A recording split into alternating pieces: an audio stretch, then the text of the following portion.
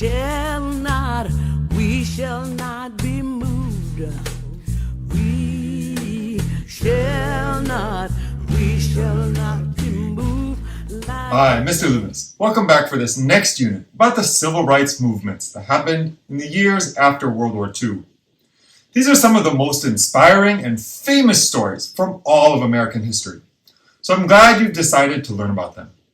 Before we get started with this first lesson, let's preview today's topics.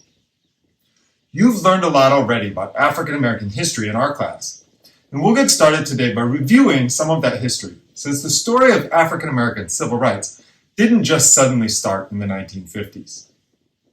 Then we'll be talking about some of the very first changes that happened after World War II, such as the integration of Major League Baseball. Then we'll spend the rest of today talking about how America's public schools were integrated. This will include learning about the Supreme Court case Brown versus Board of Education that got things started, and then about individual students and political leaders who made integration a reality.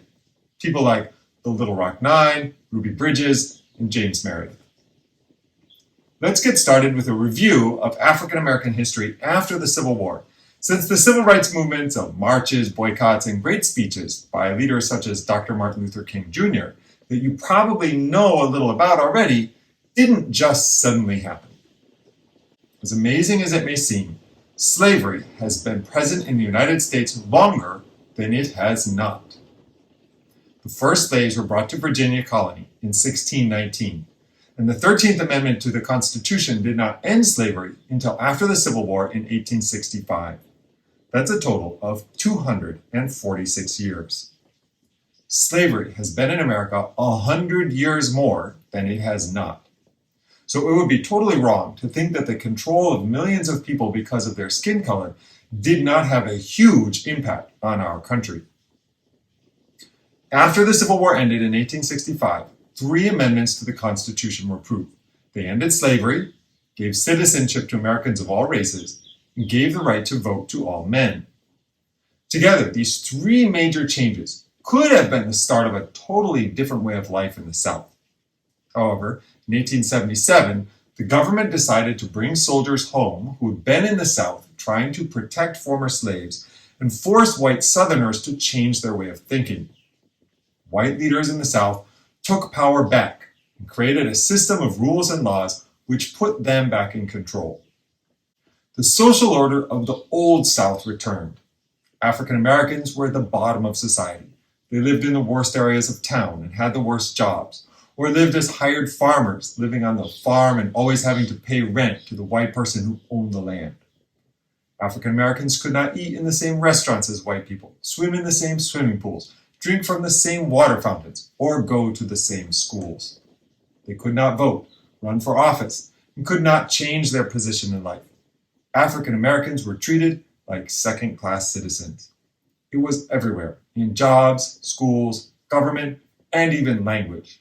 For example, white people were used to calling all African American men boy, no matter how old they were. This new system became known as Jim Crow. At first, well-known African American leaders tried to improve the lives of their people through education. Booker T. Washington, for example, opened the Tuskegee Institute in Alabama. But he was afraid that trying to ask for equality would lead to more violence and problems for African Americans. Things changed in the 1900s when the Great Migration brought thousands of African Americans to the cities of the North. New leaders in these northern cities began talking about equal rights in public. Among the most famous was W.E.B. Du Bois, who started the Niagara Movement. Through the work of Du Bois and great writers like Langston Hughes, the Harlem Renaissance led to the idea of the new Negro, and the real fight for equality was born. With a new feeling of pride and knowing what needed to be done, African American leaders created the National Association for the Advancement of Colored People, NAACP, in the early 1900s to fight for their rights in court. During World War II, another important leader fought for equal rights. A. Philip Randolph, the head of the Union of Railroad Porters, convinced President Franklin Roosevelt to make discrimination illegal in all companies that sold things to the government or army. When World War II finished, It had been almost a century since slavery had ended. A lot of good had been done, but there was still much more to do. After World War II, America tried to show the world that countries with free democratic governments were better than countries with dictators and communism. But the Jim Crow system of segregation in the South and prejudice in other parts of the country showed that even though we said we were free, millions of Americans didn't have basic rights. In fact, the leaders of the Soviet Union and Communist China threw this in our face every time American politicians said that the Soviet Union and China did not let their people have human rights. One of the first changes that took place after World War II came in the world of sports. In 1947, the owner of the Brooklyn Dodgers baseball team decided to put Jackie Robinson on the field and broke Major League Baseball's color barrier. Until then, the many talented African-American baseball players had to play in the Negro Leagues. As African-American fans rushed to see the Dodgers play, other baseball teams followed suit and let African-Americans join their own teams. Another bold move in the early post-war era was the full integration of the military. In 1948, President Harry Truman's Executive Order 9981 ended segregation in the military. No longer would there be whites-only or blacks-only units in the Army and Air Force. But baseball and the military were pretty easy to integrate compared to what most people experienced every day in the South, and nothing showed how dangerous the fight for civil rights was more than the murder of Emmett Till. Till was born and raised in Chicago, in the North, and he understood racism, but Emmett did not grow up learning the harsh rules of the Jim Crow South. While visiting family in Mississippi in 1955, he spoke to 21-year-old Carolyn Bryant, the white owner of a small grocery store. Exactly how it happened at the store is not known, but whites in the area thought Till had been flirting with Bryant. Several nights later, Bryant's husband and his half-brother went to the house where Till was staying and took him. They beat him up, shot him, and threw him in the Tallahatchie River.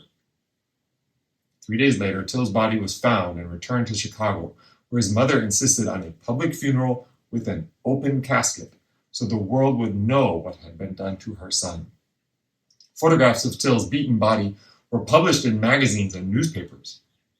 When people learned about what had happened to Emmett Till, they started to support the civil rights movement. When an all-white jury in Mississippi decided the men who murdered Till were innocent, the whole country could see how much white power was built into the society of the South. They could also see how whites used violence and fear to keep African Americans from having equality. One of the first areas of success for civil rights activists was in the courts. In 1869, the Plessy v. Ferguson Supreme Court decision said that segregated schools were legal so long as they were equal.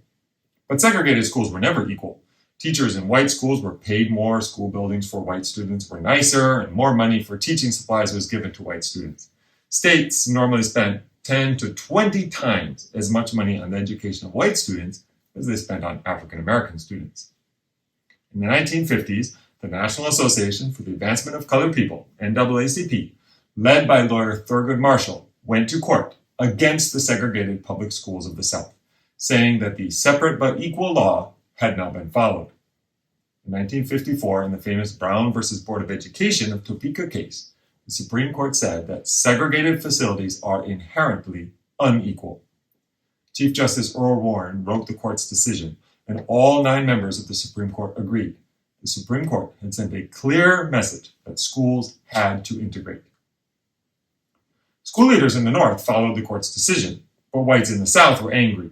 The court had said that they had not said that they had to integrate right away, but had said that the school leaders had to follow their decision with all deliberate speed. 10 years after Brown, fewer than 10% of Southern public schools had integrated. Instead of opening their schools to African Americans, many white leaders just chose to close the schools.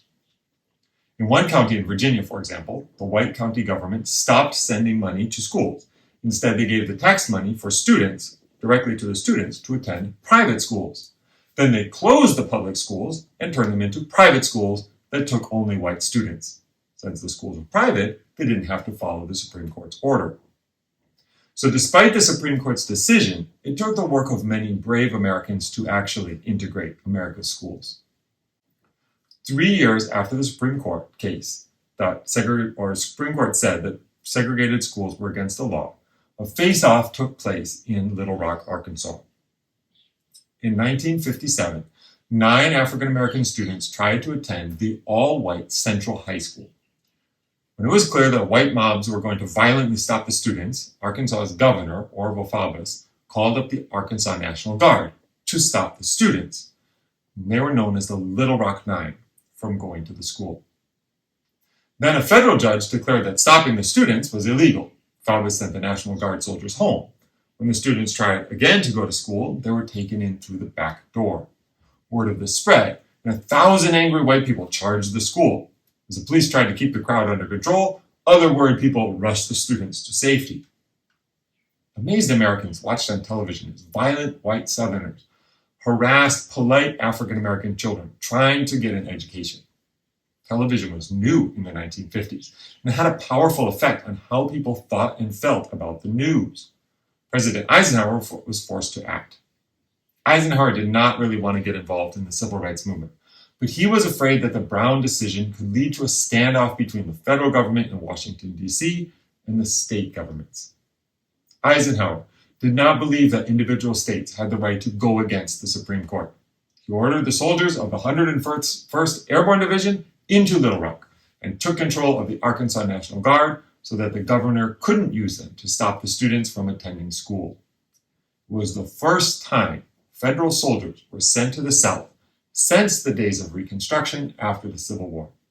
For the next few months, the African American students went to school with Army soldiers protecting them.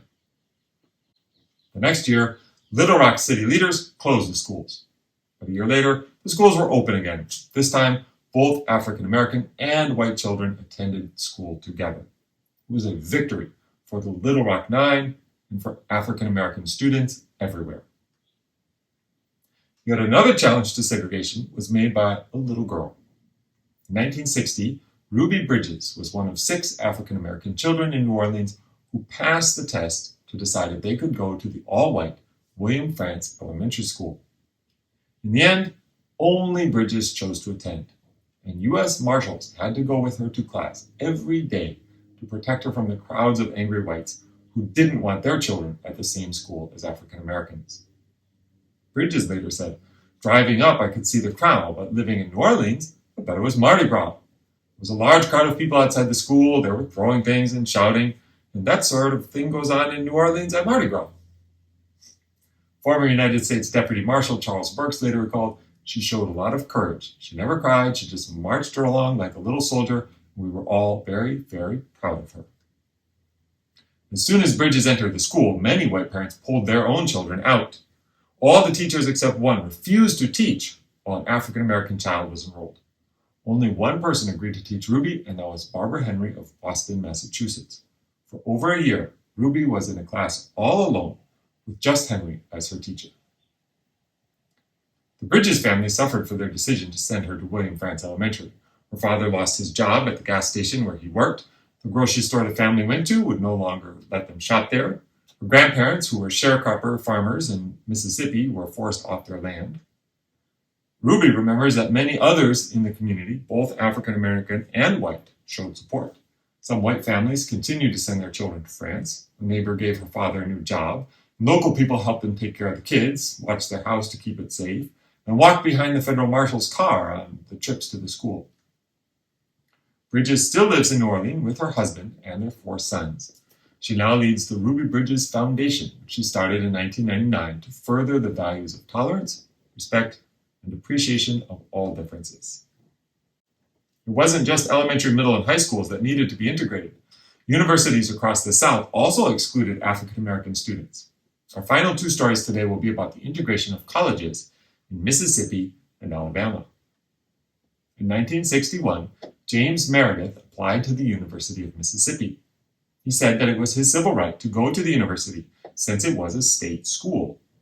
Despite the Brown v. Board of Education decision and the fact that the university was supported by all the people who paid taxes, it still had not admitted a single African American student. In his application, Meredith wrote, "Nobody handpicked me, I believe, and I believed and I believe now that I have a divine responsibility. I am familiar with the probable difficulties involved in such a move as I am undertaking, and I am fully prepared to pursue it all the way to a degree from the University of Mississippi." His application was turned down 2 more times. With the help of Medgar Evers of the NAACP Legal Defense and Education Fund, Meredith went to court. There he argued that the school had turned him down only because he was an African American.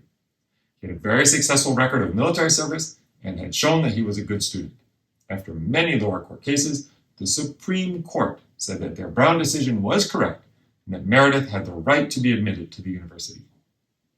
The governor of Mississippi, Ross Barnett, insisted that no school be integrated in Mississippi while I am your governor. And the state legislature passed a new law that kept any person from being admitted to the university who has a crime of moral turpitude against him, or have been convicted of any felony crime or not given a pardon. The same day that it became a law, Meredith was accused and found guilty of false voter registration.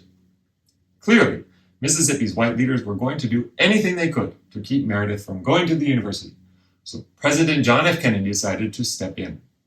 With the help of his younger brother, Attorney General Robert Kennedy, the president ordered U.S. Marshals and Army soldiers to go with Meredith on his way to school. When the Marshals arrived with Meredith, a mob of angry whites came to the campus and a riot broke out. During the course of a day, over 100 U.S. Marshals and soldiers were hurt, and 3 people who were not soldiers or marshals were killed. The so-called Battle of Oxford ended the next day, and Meredith was allowed into school. Many of the university's students made Meredith's life difficult. For example, they wouldn't sit near him, and they made noise in his dorm at night to keep him from sleeping. But despite that, and always being isolated from other students, he graduated with a degree in political science. The same year Meredith graduated, 3 African American students became the first to attend the University of Alabama. Vivian Malone Jones, Dave McGlathery, and James Hood had all been turned down because they were African Americans, but they went to court, and the judge ordered that they be admitted. Alabama's Governor George Wallace had made a name for himself as a leader who believed in segregation, promising segregation now, segregation tomorrow, segregation forever. When President Kennedy ordered the U.S. Marshals to escort the students to school, Wallace made a show of standing in front of the door to keep them out. Kennedy sent in the army to force Wallace out of the way. When they arrived, Wallace gave a speech promoting his racist ideas, but he finally moved, and the students were able to enroll in the university. It was one of the most remembered standoffs in the fight to let African American students enter the schools and universities of the South. That brings us to the end of today's lesson. Let's recap our big ideas. African Americans have been working for their civil rights for generations. After the Civil War in 1865, slavery ended, but white leaders in the South blocked African Americans from getting equal rights. Segregation became a way of life in the South. African Americans could not eat in restaurants, go to movie theaters, or even drink from the same drinking fountains as whites. Their children went to segregated schools, and they rode in the back of city buses. The system was nicknamed Jim Crow. In the early 1900s, African Americans had started working against the system, especially during the Harlem Renaissance of the 1920s. Progress was made in the 1940s after World War II. The first African Americans began playing for Major League Baseball teams, and President Truman desegregated the military and eliminated blacks-only units. In 1954, the Supreme Court ruled that segregated schools were unconstitutional. This undid an older ruling. Despite their decision, most white leaders in the South refused to integrate their schools. Over and over, brave African American students tried to integrate all white schools and had to go to court to get help from the federal government and the Army to attend. The Little Rock Nine, Ruby Bridges, and James Meredith were all examples of this. Thank you very much. In our next lesson, we'll be learning about the work of a truly great American, Dr. Martin Luther King Jr., and what he and the people who worked with him did to advance the civil rights. I'll see you then. Like a tree that's planted by the water, we shall not be moved.